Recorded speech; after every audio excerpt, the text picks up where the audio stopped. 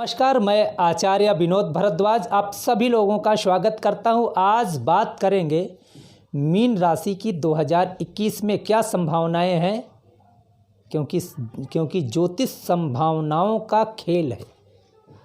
यदि व्यक्ति अपने जीवन में संभावनाएं तलाश ले तो वो कार्य जरूर कर सकता है।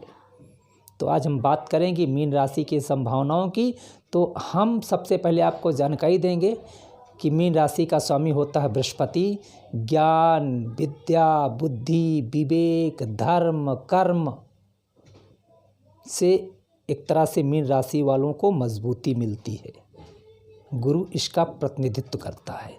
लेकिन एक जानकारी देना चाहते हैं, यदि आप अपने नाम और भाग्य में बदलाव कराना चाहते हैं, हो सकता है कि आपका नाम आपके भाग्य को टच न कर पा रहा हो।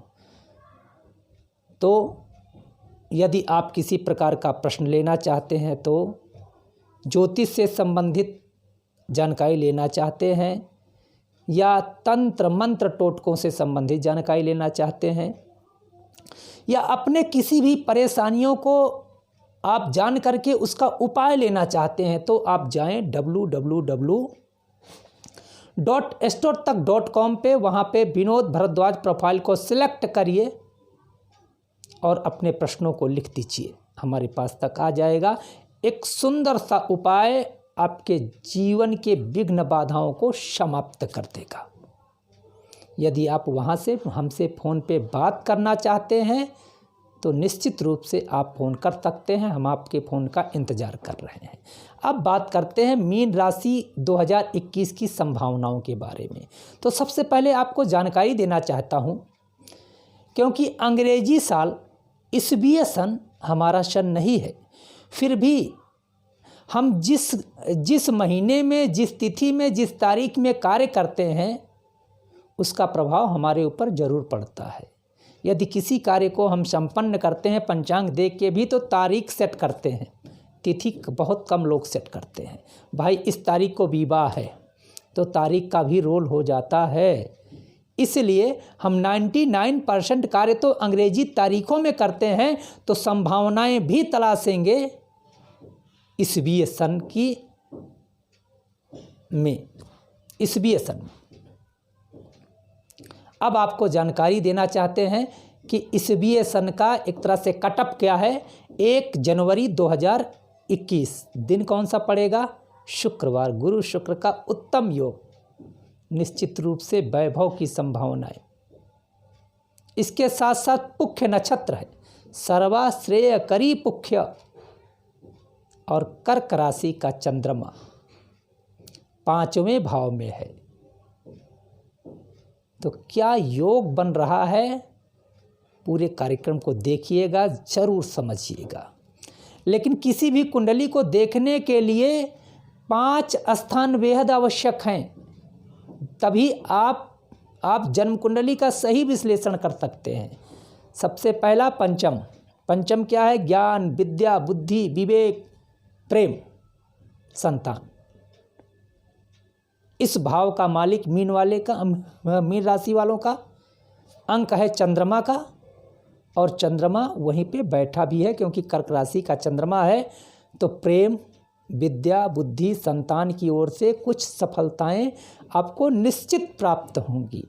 अब आते हैं सप्तम, आपके जीवन साथी के बारे में। तो सप्तम स्थान पे अंक बढ़ रहा है कन्या, मतलब 6, स्वामी होगा बुध और जाके 10वें भाव में बैठा है। आप अपने जीवन साथी के नाम पे कुछ भी कर सकते हैं, मतलब अच्छा कार्य, निश्चित रूप से सफलता प्राप्त होगी। जीवन साथी से एक तरह से तू मैं ना करें, ज़्यादा झगड़ा लड़ाई अगर संपन्न करेंगे तो सप्तम स्थान बाधित होगा। सप्तम स्थान बहुत बढ़िया है, जीवन साथी का सहयोग पूरे साल बना रहेगा।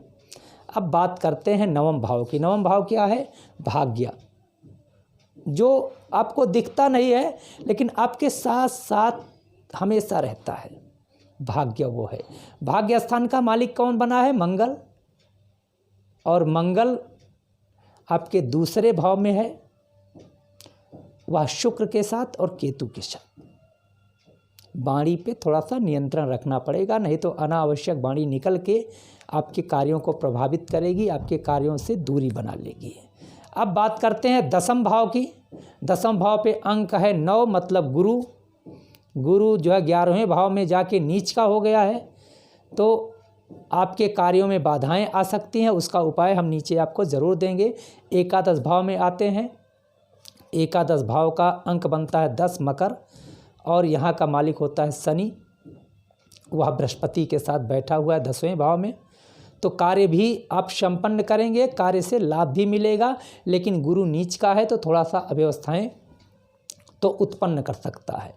अब आपको थोड़ा सा जानकारी देना चाहते हैं, क्योंकि यह साल आपके लिए कठिन परेशानियों को लेकर के आ सकता है। मेहनत करनी पड़ेगी, क्योंकि गुरु आपके राशि का स्वामी एकादश भाव में नीच का है। तो आय के स्रोत कम होंगे, लेकिन घबराने की ज़रूरत नहीं है। आपको केवल कड़ी मेहनत करनी है और एक लक्ष्य पे ध्यान रख करके कार्य को करना है, तो कार्य संपन्न होंगे। थोड़ा सा मानसिक तनाव भी बढ़ सकता है, और फजूल खर्ची से तो बहुत दूरी बनाने की आवश्यकता है। मार्च और अप्रैल में आय के साधन कुछ आपके लिए बन सकते हैं, लेकिन तनाव आपको मानसिक तौर पे कम करने की आवश्यकता है, अन्यथा दिक्कतें बढ़ सकती हैं।